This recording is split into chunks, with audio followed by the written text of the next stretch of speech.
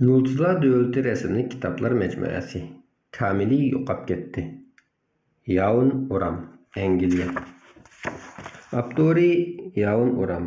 Tarjim qiluvchilar Farida Mehmet, Mahira Abduqodir.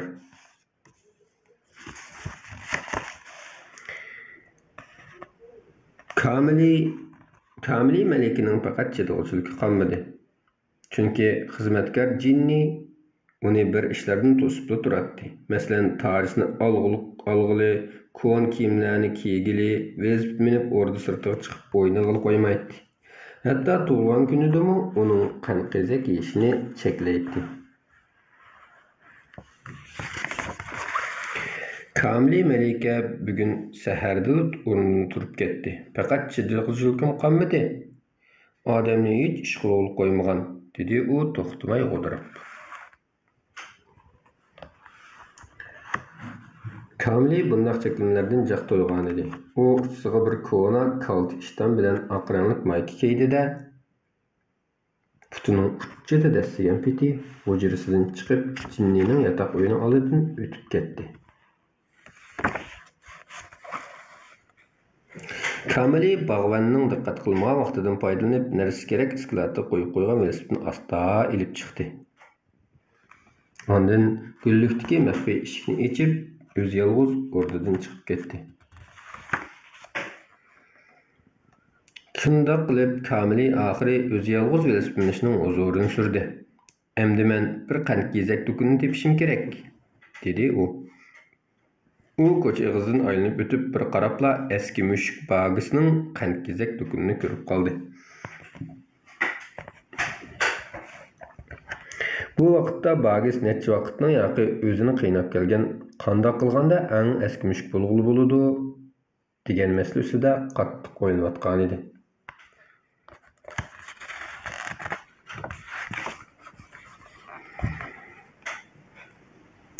Kamili qantkizak do'koniga kirganda bag'is nihoyat qo'pollik bilan "Hey, shakichik, sen bilamsan?" deb so'radi tuyuqsiz. "Nimani?" deb qaytirib so'radi Kamili hayron bo'lib. "Qandoq qilganda eng eski mushuk bo'lg'ili bo'ladi?" dedi bag'is. Kamili birdam o'ylangandan keyin do'kondagi qantkizaklarni ko'rsatib turib, "Meningcha, qantkizakning hammasini pak-pokiz yevassang, eng eski mushuk bo'la olaysan", dedi. "Bu eskilik hisoblanmaydi. Faqat pulini bera olsanglar, qanchalik yesang yeyavagin." Bag'is shundoq debla Kamilining qo'liga narsa kerak setilish xaltasini tutqizdi.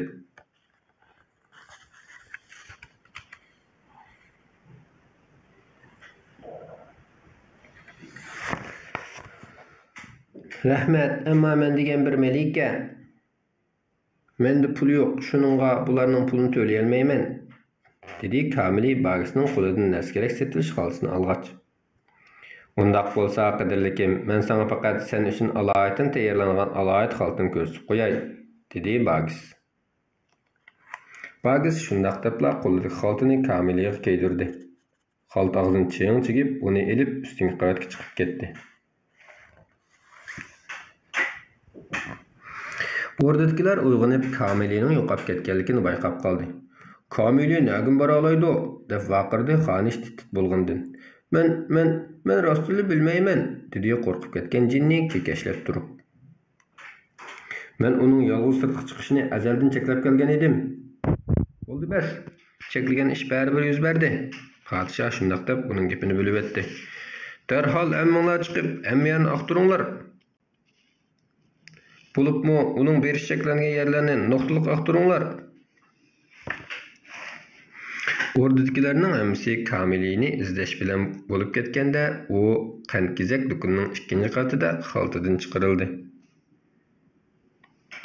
"Endi ikkimiz dadangga bir parcha tahdid xat yozamiz. Shundoq bo'lganda men eng eski mushuk aynish bilan birga yana xeli beyib qolaman", dedi bag'is. "Nima? Ikkimizmi?" dedi Kamili. "Ajaba, sen xat yozishni bilmaysan?" "Men shundoq aldirash tursam, xat o'rganishga nerdan vaqtim bo'lsin? Zad yozamsan, yozmamsan?" deb vaqirdi bag'is. "Bo'pti, yozsam yozay, biroq bir shartim bor. Bir xatni bir kamplikda tegishimiz qanday?" dedi Kamili. Bu çoğun mesele emas. Meninggo sening tishingning tushib ketishi bilan karim yo'q. Emsi qani, yezishga boshlag'in, dedi Bagis mo'risini qisib qo'yib. Qani emsi degin, dedi Kamil qog'oz bilan qalamni qo'liga olib xushallik bilan. Qadrlik podsho Vert, dedi Bagis qo'lini orqasiga qilib uyan-buyan mong'ach. Qadrlik dada, deb yozdi Kamil Bagis bilan kar bo'lmay. Sizning qizingiz hozir mening qo'limda, dedi Bagis davomlashtirib. Men hozir qandkezak do'konida, dal sizlar mening kelishimni cheklagan yer, deb yozaverdi Kamil o'z xohishi bo'yicha davomlashtirib. Agar qizingizni qaytarib aketganingiz bo'lsa, bugun kechda qaytarib olish pulini ordining oldishiga qo'yib qo'ying. Ondan men qizingizni ordining orqasiga olib qo'yman. Hargiz almashtirib qo'ymang. Bir notunishdan, dedi Bagis bayon qilib. Mening o'zim yolg'iz birdan o'ynag'im bor. Shunga meni olg'ili kelmay yarim soat vaqt bergan bo'lsangiz, sizni suyib qizingizdan, deb yozdi Kamil. Xatni yozib bo'lgandan keyin Kamil bilan Bagis xatni bir qitim sanab chiqdi.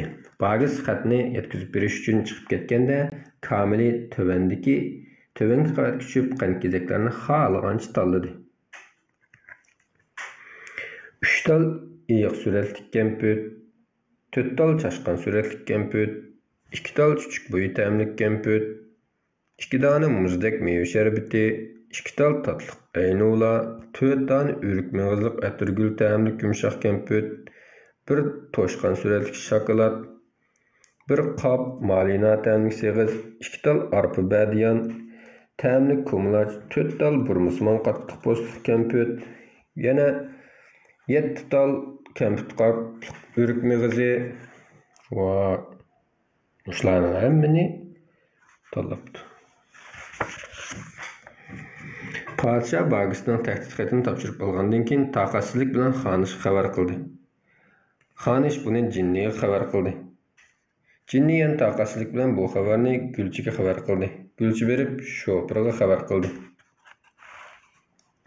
Ular aldirab tinib mashinaga chiqib Kamilni ilib kelmoqchi bo'lib mang'anida yo'l yoqasida ketib borgan Bagisni so'qib kelib tasli qoldi. Ko'pchilik Kamilni topgan vaqtida u bek ko'p kamput yevatganlikdan mujib og'riyotgan qo'rsqini tutib turadi. O qadrlikim, biz sizni oxir topdik. Xonish xushallikdan yerda o'tirgan Kamilni tartib turg'izib, darhol uni uyiga ilib ketdi. Endi siz nima kamput bo'lmaydiganligini bilgansiz, deb dedi Jinni uning kuyinib. Nimishqa? deb so'radi Kamil. Chunki kamputni og'ritib qo'ydi.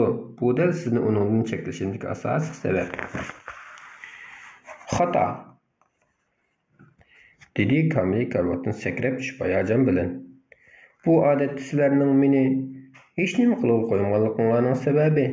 Men odatda qandkezak yemgachga bu qitim biroqla bek ko'p yeb etib og'rib qoldim. Bagis tarafidan xalta qo'shinganligimmi? Odatda velosiped minib o'rnidan chiqib boqmaganligimning sababidan bo'ldi. Nima? Xalta qo'shlandingizmi? Podshoh bilan Xonish hayronlik bilan so'radi. Shundoq, dedi Kamil. U mening sizga bir parcha tahdid xat yozishimni aytdi. Ilmi yaxshi u xat tonimaydi ekan.